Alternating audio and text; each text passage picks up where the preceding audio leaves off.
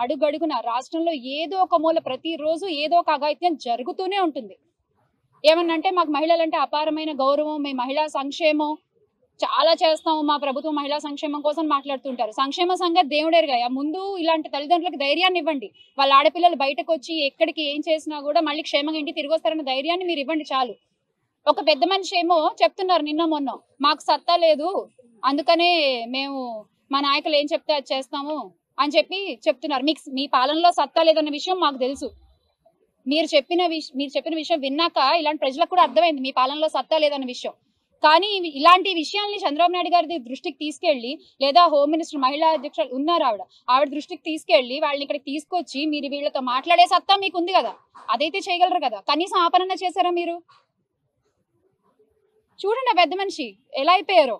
ఎవరు సమాధానం చెప్తారు? వాళ్ళ అమ్మగారు ఏమడుగుతున్నారు? మీరు న్యాయం చేయలేకపోతే, ప్రభుత్వం కనుక న్యాయం చేయలేకపోతే ఆ ఇంజక్షన్లు ఏవో మాకు కూడా ఇవ్వండి, 2 ఇంజక్షన్లు అని చెప్పి అడుగుతున్నారు. ఇదా ప్రజలకు మీరు ఇచ్చే ధైర్యం?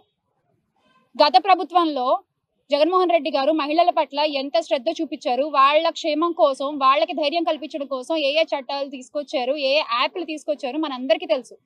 ఆయన రోడ్డు మీదకి వస్తే అరచేతిలో హారతలు ఇచ్చారు. ఈ రోజున మీరు రోడ్ల మీదకి వస్తే హాయి కూడా చెప్పరు ఎవరు. అలాంటి పరిస్థితి మీరే క్రియేట్ చేస్తున్నారు. ఆ దీపక్ అనే వ్యక్తికి ఎందుకు మీరు ఇంకా ఆయన వెనకేసుకుని వస్తున్నారు? ఎందుకని? ఆయన గురించి ఎంక్వైరీ చేస్తే అంజలి విషయం అనే కాదు, ఇతర చాలా మంది ఆడపిల్లల్ని కూడా ఆయన ఇలాగే వేధిస్తున్నారన్న విషయం బయటపడింది. ఎందుకు అలాంటి వ్యక్తికి కొమ్ము కాస్తున్నారో నాకు అర్థం కావట్లేదు.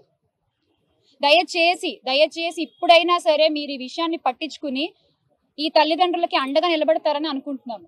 ముందు వైఎస్ఆర్సీపీలో జరగబోయే అంతర్యుద్ధాల గురించి మాట్లాడుకోమనండి. ఆ అంతర్యుద్ధాల గురించి మాట్లాడుకుంటే తర్వాత మా అంతర్యుద్ధాల గురించి తర్వాత అతను మాట్లాడవచ్చు. కానీ ఒకటి మాత్రం క్లియర్గా చెప్తున్నానండి, నాకు నోరుంది కదా, నోటికి వచ్చినట్టు మాట్లాడేస్తాను అని అనుకోవడానికి ఇంతకు ముందు గవర్నమెంట్ కాదు. ప్రజల్ని రెచ్చగొట్టే విధంగా మాట్లాడడం కానీ, సమాజంలోని ఇబ్బందులు పడే విధంగా, సమాజంలో ప్రజలు కూడా ఇబ్బంది పడే విధంగా కనుక మాట్లాడే పరిస్థితి ఉంటే కనుక వాళ్ళ మీద ఎట్టి పరిస్థితి చట్టపరమైన చర్యలు తీసుకోవడానికి ఎక్కడా కూడా బ్యాక్ స్టెప్ వేసే పరిస్థితి అయితే ఉండదు. ఒకటి మాత్రం చాలా క్లియర్గా గుర్తుంచుకోవాలి, ఇది మీ గవర్నమెంట్ కాదు. నోటికి వచ్చినట్టు బూతులు మాట్లాడతాము, నోటికి వచ్చినట్టు ఏది మాట్లాడినా చెల్లుబాటు అయిపోతుంది, మమ్మల్ని ఎవడు ఏమి చేయలేడు అనుకునే గవర్నమెంట్ కాదు.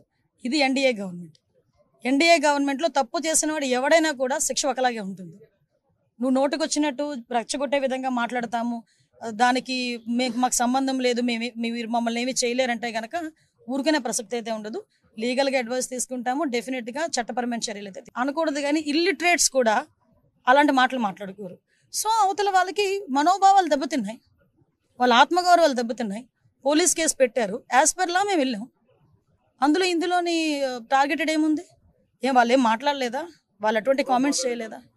మరి ఇంతకు ముందు మా మీద కేసులు పెట్టిన కేసులని ఎప్పుడు అండి? చంద్రబాబు నాయుడు గారికి మీద కేసు పెట్టారు కదా, అది ఎప్పుడు? అది 53 రోజులు తైల్లో పెట్టారు చంద్రబాబు నాయుడు గారిని తీసుకెళ్ళి ఆ రోజు. అంటే ఒకటి ఎప్పుడు కాదు, మాకు మాకు కేసు వచ్చింది, మేము యాక్షన్ తీసుకోవాలి, డెఫినెట్గా తీసుకుంటాం. అంటే అదేనండి, ఇందాక మీకు చెప్పాను, ఏది పడితే అది మాట్లాడడానికి అవ్వదండి. డెఫినెట్గా నీకైతే వాక్ స్వతంత్రం ప్రజాస్వామ్యంలో అంబేద్కర్ గారు ఇచ్చారు, కానీ ఎలా పడితే అలా మాట్లాడమని ప్రజాస్వామ్యంలోని కూడా రాజ్యాంగంలో కూడా లేదు. అంటే అవతల వాళ్ళని రెచ్చగొట్టే విధంగా మాట్లాడడం కానీ, ప్రభుత్వాలని రెచ్చగొట్టే విధంగా మాట్లాడడం కానీ, ప్రజలను రెచ్చగొట్టే విధంగా మాట్లాడే పరిస్థితులు ఉంటే కనుక కంపల్సరీగా చట్టపరం